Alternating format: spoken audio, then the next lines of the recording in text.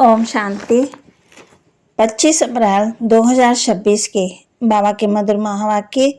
बाबा कहते, मीठे बच्चे, बाप दूर देश से आए हैं तुम बच्चों के लिए नया राज्य स्थापन करने। तुम अभी स्वर्ग के लायक बन रहे हो। बाप दूर देश से आए हैं तुम बच्चों के लिए नया राज्य स्थापन करने।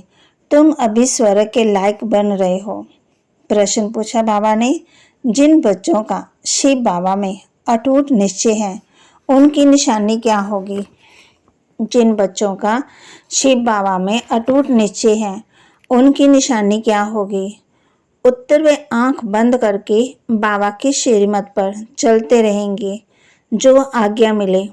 कभी ख्याल भी नहीं आएगा कि इसमें कुछ नुकसान ना हो जाए, क्योंकि ऐसे निश्चय बुद्धि बच्चों का रिस्पॉन्सिबल बाप है। उन्हें निश्चय का बल मिल जाता है, अवस्था अडोल और अचल हो जाती है। गीत, तुम्ही हो माता पिता तुम्ही हो बंधु सखा तुम्ही हो। ओम शांति। ये महिमा किसकी सुनी? जिसको सिवाय तुम बच्चों के दुनिया में और कोई जानते ही नहीं है। ये है ऊंच से ऊंच बाप की महिमा। बाकी जिसकी भी महिमा करते हैं वह बाबा कहते फालतू हो जाती है। ऊंच से ऊंच एक ही बाप है, लेकिन बाप की पहचान कौन देवे? खुद आकर आत्मा की और अपनी पहचान देते हैं। कोई भी मनुष्य को आत्मा की भी पहचान है नहीं, बल कहते हैं महान आत्मा, जीव आत्मा। शरीर जब छूट जाता है तो कहते हैं आत्मा निकल जाती है। शरीर मुर्दा हो जाता। आत्मा विनाशी है, वह कभी खत्म नहीं होती। आत्मा जो स्टार मिसल है वह अति सूक्ष्म है, इन आंखों से देखने में नहीं आती। कर्तव्य सब आत्मा करती है, परंतु घड़ी घड़ी देह विमान में आ जाते हैं तो कहते हैं मैं फलाना हूँ, मैं ये करता हूँ। वास्तव में करती सब आत्मा है। शरीर तो कर्म इंद्रियां हैं। ये साधु आदि भी जानते हैं कि आत्मा बहुत सूक्ष्म है, जो भुरकुटी के बीच में रहती है, परंतु उनको ये ज्ञान नहीं कि आत्मा में ये पाठ बजाने के संस्कार है। कई कहते हैं आत्मा में संस्कार होते ही नहीं, आत्मा निर्लेप है। कई कहते हैं संस्कारों अनुसार जन्म मिलता है। बहुत मतभेद है। ये भी किसी को पता नहीं कि कौन सी आत्माएं 84 जन्म लेती है।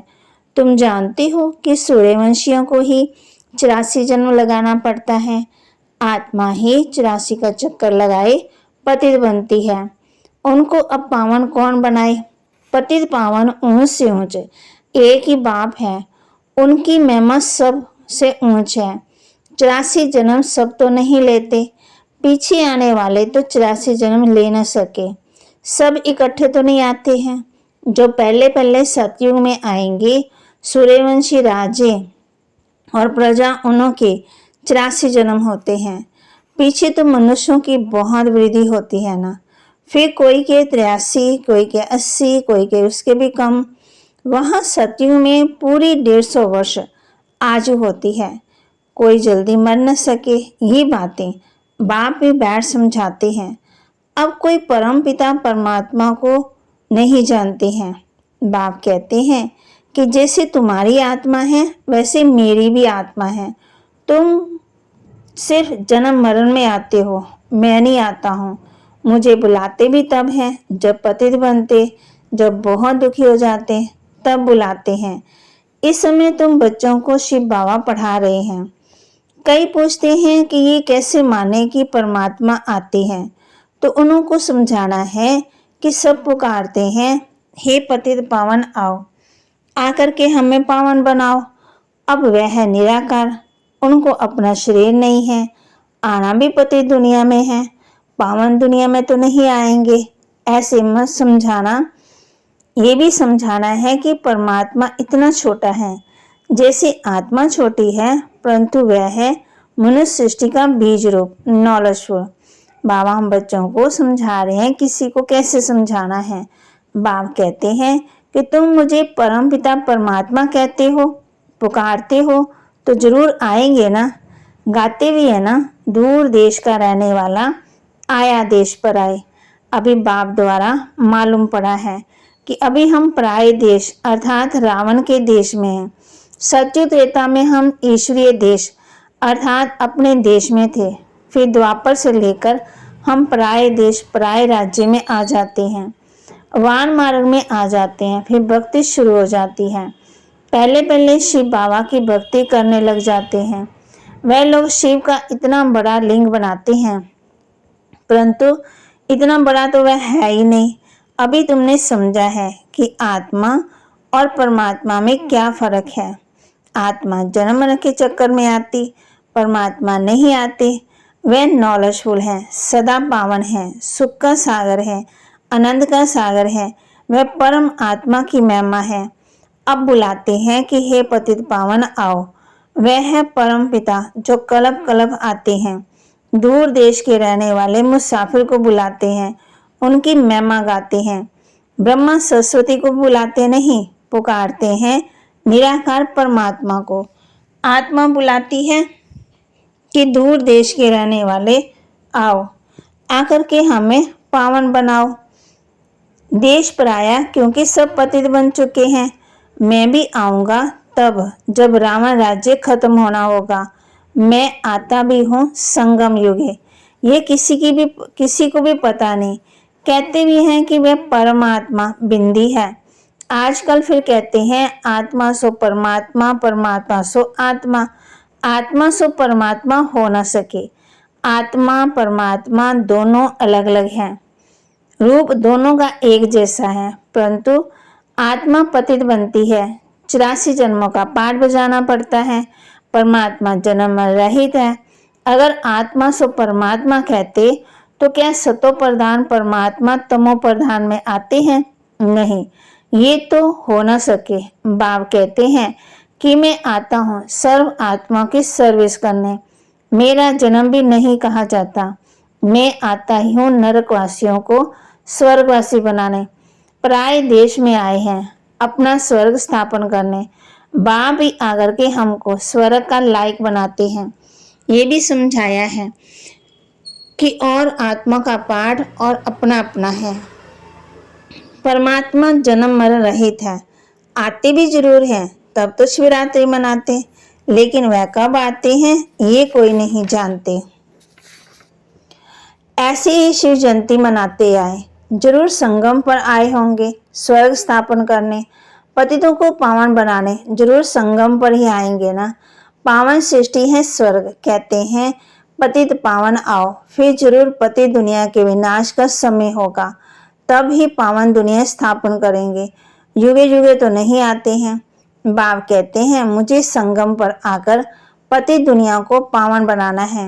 ये पराया देश है, रावण का देश है, परंतु ये कोई मनुष्य थोड़ी जानते हैं कि रावण का राज्य चल रहा है। कब से ये रावण राज्य शुरू हुआ कुछ भी पता नहीं है।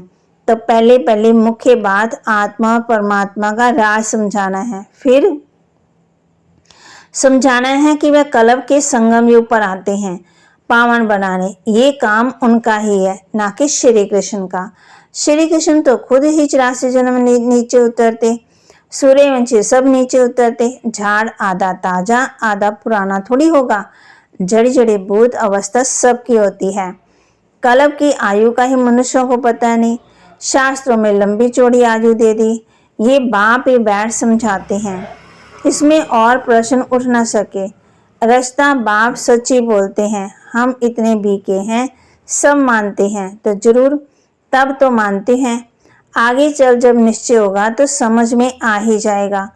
पहले पहले मनुष्यों को ये समझाना है कि परम पिता परमात्मा निराकार दूर देश से आए हैं, परंतु किस शरीर में आए हैं? सूक्ष्म वतन में आकर क्या करेंगे? जरूर जहां आना पड़े। धारणा के लिए मुख्य सार, सर्विस में हड्डियां देनी है, मना प्यार से सर्विस करनी है, सेवा करनी है, किसी भी बात में संशय नहीं उठाना है, सबको सर्विस से सुख देना है, दुख नहीं। निश्चय के बल से अपनी अवस्था को अडोल बनाना है। जो श्रीमत मिलती है उसमें कल्याण समाया हुआ है, क्योंकि रिस्पॉन्सिबल बाप है। इसलिए फिक्र नहीं करना है। वरदान दे रहे बाबा बच्चों को, योगयुक्त स्थिति द्वारा सूक्ष्म व कड़े बंधनों को क्रॉस करने वाले बंधन मुक्त भव। योगयुक्त स्थिति द्वारा सूक्ष्म व कड़े बंधनों को क्रॉस करने वाले बंधन मुक्त भव। योगयुक्त की निशानी है बंधन मुक्त। योगयुक्त बनने में सबसे बड़ा अंतिम बंधन है स्वयं को समझदार समझकर श्रीमत को अपनी बुद्धि की कमाल समझना, अर्थात श्रीमत में अपनी बुद्धि मिक्स करना, जिसे बुद्धि का अभिमान कहा जाता है। जब कभी कोई कमजोरी का इशारा देता है अथवा कोई बुराई करता है, यदि उस समय जरा भी व्यर्थ संकल्प चला तो भी बंधन है। जब इन बंधनों को क्रॉस कर हार जीत निंदा स्तुति की समान स्थिति बनाओ, तब कहेंगे संपूर्ण बंधन मुक्त। स्लोगन, पहले सोचना फिर करना, यही ज्ञानी तो आत्मा का गुण है। पहले सोचना फिर करना, यही ज्ञानी तो आत्मा का गुण है। अव्यक्त इशारे महान बनने के लिए मधुरता और नम्रता का गुण धारण करो। जैसे अनजान बच्चा नुकसान वाली चीज को खिलौना समझता है, उसे कुछ देकर छुड़ाना पड़ता है। ऐसे जो अलग काल का मान शान व अलग काल की इच्छा रखते हैं, उन्हें मान देकर स्वयं निर्माण बन जाओ। उस समय यदि उन्हें शिक्षा देंगे तो टकराव पैदा होगा। इसलिए ऐसे समय पर युक्ति युक्त चलन से परोपकारी बन क्षमा भाव से सम्मान देकर पहले उन्हें समझदार बनाओ, जिससे वे स्वयं महसूस करें ये बात नुकसानकारक है। तो बाबा के महावाक्य को लाइक करें, शेयर करें, सब्सक्राइब करें और अपने जीवन में जरूर धारण भी करें। ओम शांति।